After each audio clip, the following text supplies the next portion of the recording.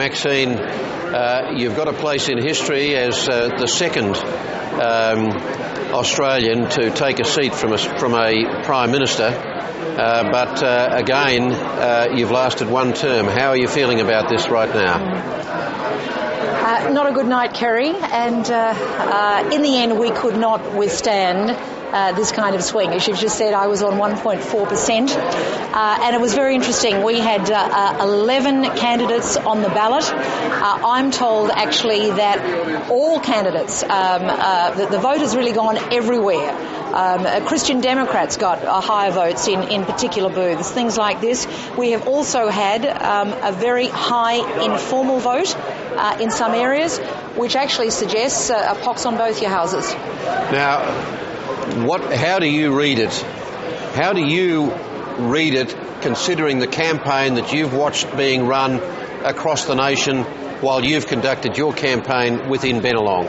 What do you have to say about the nature of the national campaign, the quality of the national campaign, and how it's affected you? Kerry, there are some very big questions for the Labor Party, given what has happened tonight. We shouldn't be on a knife edge tonight, and we shouldn't be losing colleagues all over the country. I couldn't help but think today, as I was out on booths that I was on in 2007, the difference between the hope and the joy and the great expectations that we generated 3 years ago, and I guess the sullenness among many voters. I think we have been a good government, but clearly not good enough. Now, your question was about the national campaign. I would argue that I'd still be the member for Bennelong tonight if we had run the same kind of professional, targeted, clear, disciplined campaign that we ran in 2007. Now, clearly, this national campaign has left a lot to be desired. There was one moment in the campaign when Julia Gillard announced that Labor would commit to $2.5 billion in funding for the Parramatta to Epping railway line, Epping in your electorate. And there was a great deal of scepticism, even cynicism about that pledge, given that it was first promised by Bob Carr back in 1998. Now, it's been suggested that rather than helping you in your seat, it actually counted against you. What do you think? I think you may be right there. There was a lot of cynicism, although I'd have to say to you, Kerry, I welcome that announcement. We all know that is the missing link. We have the Chatswood to Epping link, which is, a terrific piece of infrastructure, and of course, the rest of the line has to be complete. Every Chamber of Commerce in this area, they all come together under the Ryde Business Forum, they have welcomed this and said it's much needed infrastructure. But you are right.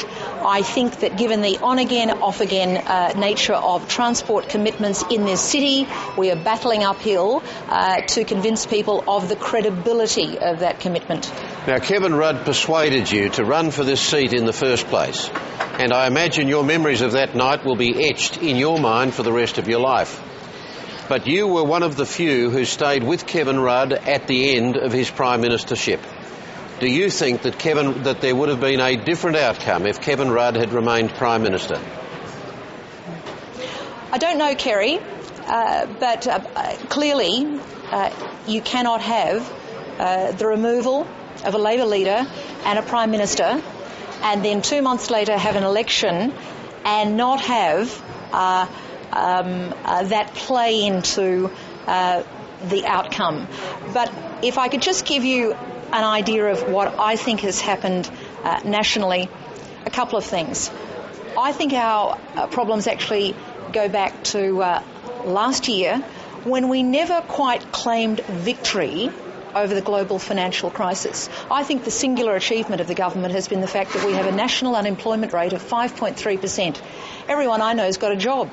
Everyone in the suburbs around here is working. We kept the nation working. That's an extraordinary achievement, but that was not the central message of our campaign.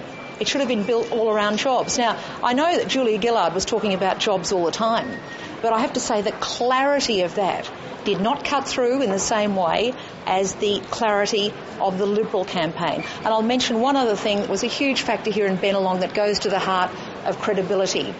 When we walked away from the prosecution of the case of the CPRS, that cut through here immediately. And not just among Green voters.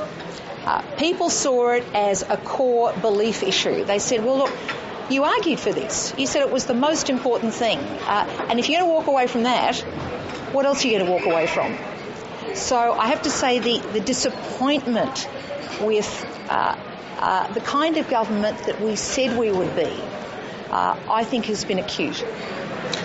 Any regrets about doing all this, Maxine McKew? No. None. Absolutely none, Kerry. No, come on. This is, look, it's, I made a very clear decision. I wanted to play a role in public life. And it was, actually, I'll just correct you on a point of history there. It was